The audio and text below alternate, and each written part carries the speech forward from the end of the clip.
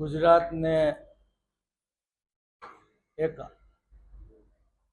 હાદસાવાળું ગુજરાત તરીકે ઓળખાય એ હદ સુધીનો ભાજપ પોતાના ભ્રષ્ટાચાર માટે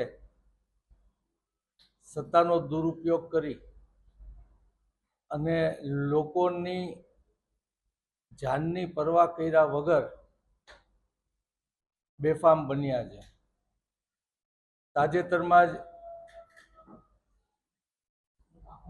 જ સિટી બસના એક લાયસન્સ વગરના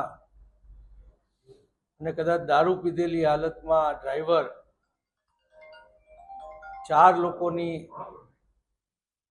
જિંદગી છીનવી અને અનેક લોકોને ઘાયલ કર્યા। પોલીસ અને મ્યુનિસિપલ કોર્પોરેશનનું તંત્ર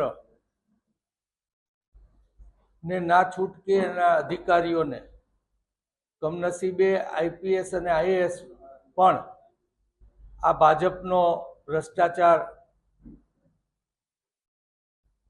નો ભાગીદાર થવું પડે છે। આજે એ સિટી બસના કોન્ટ્રાક્ટરને હજી ના તો પકડવામાં આવ્યા છે, એના ડ્રાઈવરો હડતાલ ઉપર ઉતરે કે અમારા કોઈ ફોન ઉપાડતું નથી, ત્યારે આ સંજોગોમાં એના જે વિક્રમ ડાંગર છે એમને બચાવવા માટે થઈ અને આખી સરકાર અને અહીંયા આખું રાજકોટનું ભાજપ, કેમ કે એને ભ્રષ્ટાચારના પૈસા પૂરા પાડવામાં એ કાર્યકર દ્વારા આવતા હોય, ઊભું રહી ગયું છે। પોલીસ પણ એમાં જોઈ એવી એક્શન લીધી નથી। આરટીઓએ પણ કીધું કે કોઈ બ્રેક ફેલ થઈ નહોતી।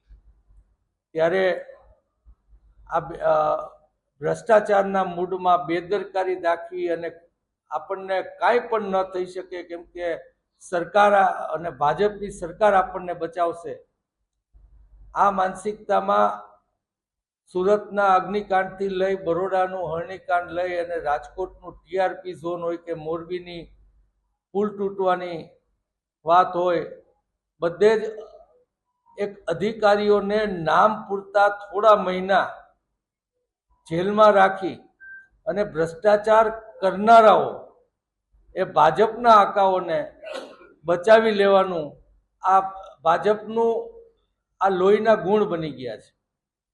અમે આજે 4 રથ લોકો સમક્ષ આજે મૂકીએ છીએ।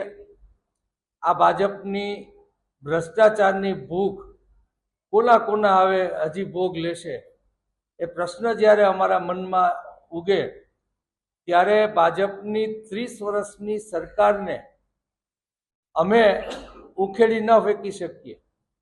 વિપક્ષ તરીકે લોકોનું ધ્યાન દોરવાનું અમારું કામ છે।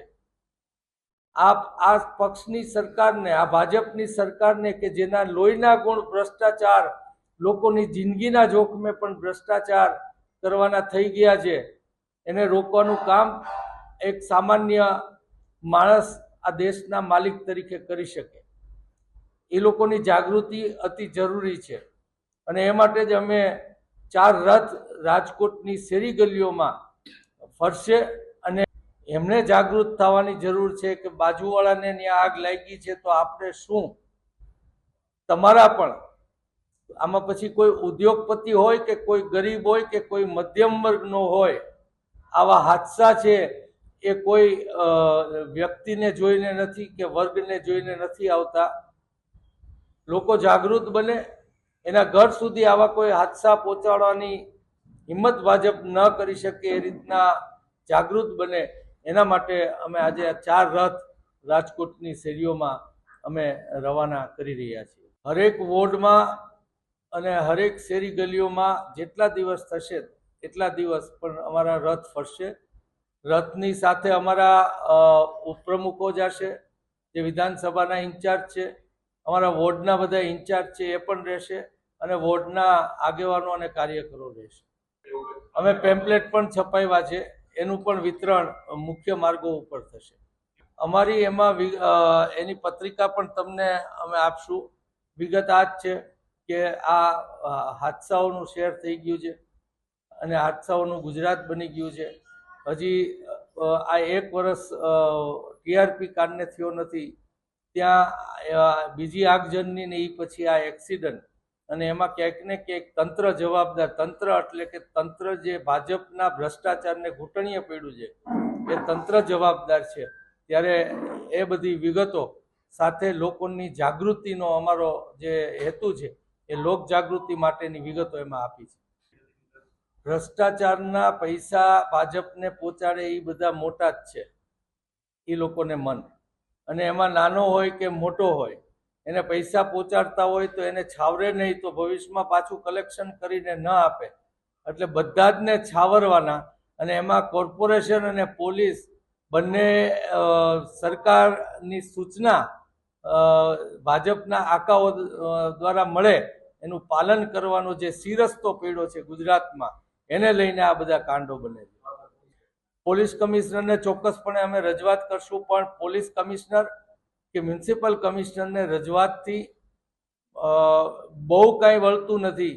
ગુજરાતના લોકો આ બધા કાંડો થયા, સુરત, બરોડા, રાજકોટ, મોરબીના, એમાં લોકો અનેક રીતે નારાજગી વ્યક્ત કરી. રાજકોટ બંધ પાડીને નારાજગી વ્યક્ત કરી, છતાં પણ ટીઆરપીમાં જે એના આકાઓ છે એને બચાવવામાં આવ્યા હતા. પોલીસ અને વહીવટી તંત્ર બંનેને પાંગળા કરી નાખવામાં આ સરકાર દ્વારા, ભાજપની સરકાર દ્વારા આવ્યા છે. ત્યારે ભાજપની સરકારનો હિસાબ એકમાત્ર સામાન્ય માણસ લઈ શકે, અને એના માટે અમે એને વિનંતી કરી રહ્યા છીએ.